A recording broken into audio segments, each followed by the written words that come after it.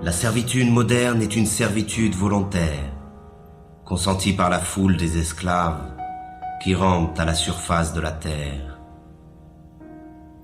Ils achètent eux-mêmes toutes les marchandises qui les asservissent toujours un peu plus.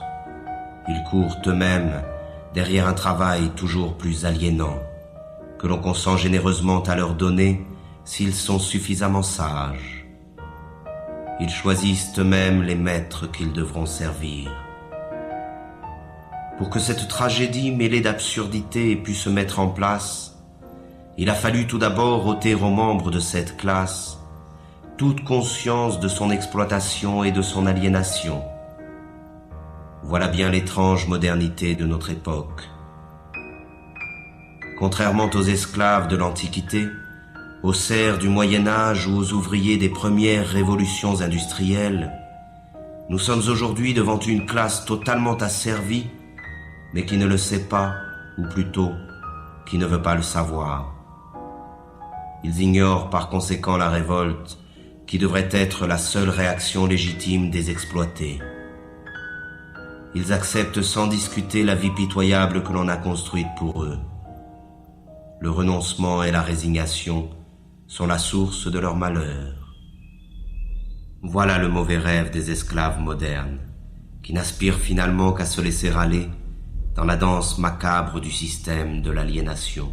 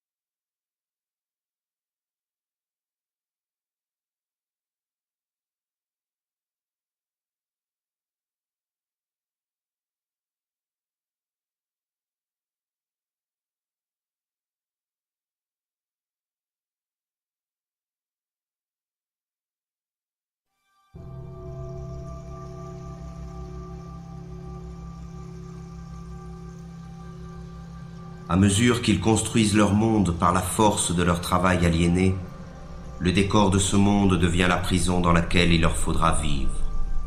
Un monde sordide, sans saveur ni odeur, qui porte en lui la misère du mode de production dominant.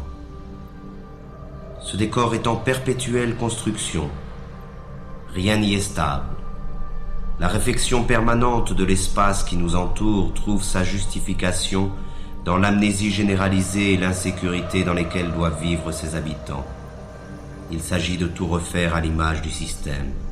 Le monde devient tous les jours un peu plus sale et bruyant, comme une usine. Chaque parcelle de ce monde est la propriété d'un État ou d'un particulier. Ce vol social, qu'est l'appropriation exclusive du sol, se trouve matérialisé dans l'omniprésence des murs, des barreaux, des clôtures, des barrières et des frontières. Ils sont la trace visible de cette séparation qui envahit tout. Mais parallèlement, l'unification de l'espace selon les intérêts de la culture marchande est le grand objectif de notre triste époque. Le monde doit devenir une immense autoroute, rationalisée à l'extrême, pour faciliter le transport des marchandises. Tout obstacle, naturel ou humain, doit être détruit. L'habitat dans lequel s'entasse cette masse servile est à l'image de leur vie. Il ressemble à des cages, à des prisons, à des cavernes. Mais contrairement aux esclaves ou aux prisonniers, l'exploité des temps modernes doit payer sa cage.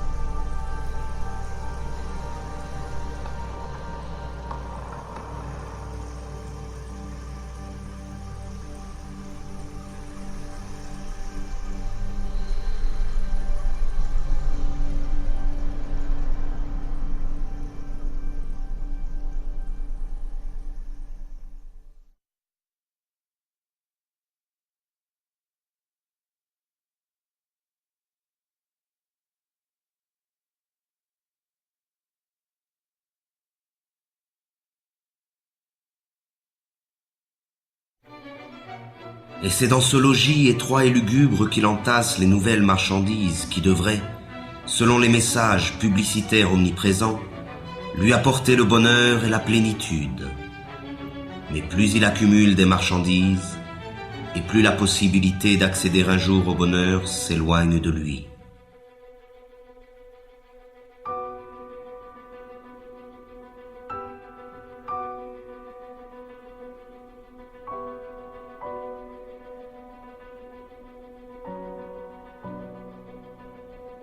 La marchandise, idéologique par essence, dépossède de son travail celui qui la produit et dépossède de sa vie celui qui la consomme. Dans le système économique dominant, ce n'est plus la demande qui conditionne l'offre, mais l'offre qui détermine la demande. C'est ainsi que de manière périodique, de nouveaux besoins sont créés qui sont vite considérés comme des besoins vitaux par l'immense majorité de la population. Ce fut d'abord la radio, puis la voiture, la télévision, l'ordinateur et maintenant le téléphone portable. Toutes ces marchandises, distribuées massivement en un laps de temps très limité, modifient en profondeur les relations humaines. Elles servent d'une part à isoler les hommes un peu plus de leurs semblables et d'autre part à diffuser les messages dominants du système. Les choses qu'on possède finissent par nous posséder.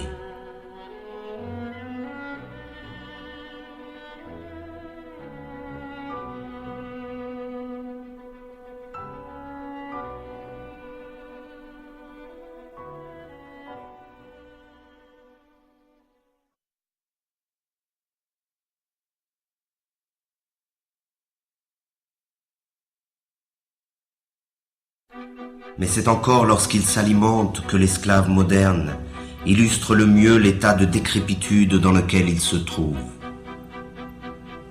Disposant d'un temps toujours plus limité pour préparer la nourriture qu'il ingurgite, il en est réduit à consommer à la va-vite ce que l'industrie agrochimique produit. Il erre dans les supermarchés à la recherche des ersatz que la société de la fausse abondance consent à lui donner. Là encore, il n'a plus que l'illusion du choix.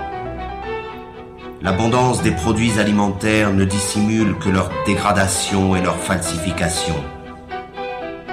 Il ne s'agit bien notoirement que d'organismes génétiquement modifiés, d'un mélange de colorants et de conservateurs, de pesticides, d'hormones et autres inventions de la modernité.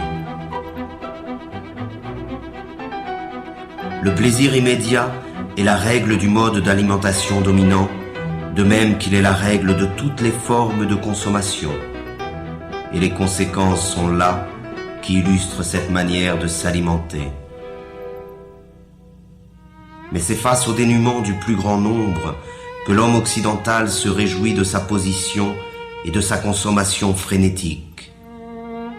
Pourtant, la misère est partout où règne la société totalitaire marchande. Le manque est le revers de la médaille de la fausse abondance. Et dans un système qui érige l'inégalité comme critère de progrès, même si la production agrochimique est suffisante pour nourrir la totalité de la population mondiale, la faim ne devra jamais disparaître.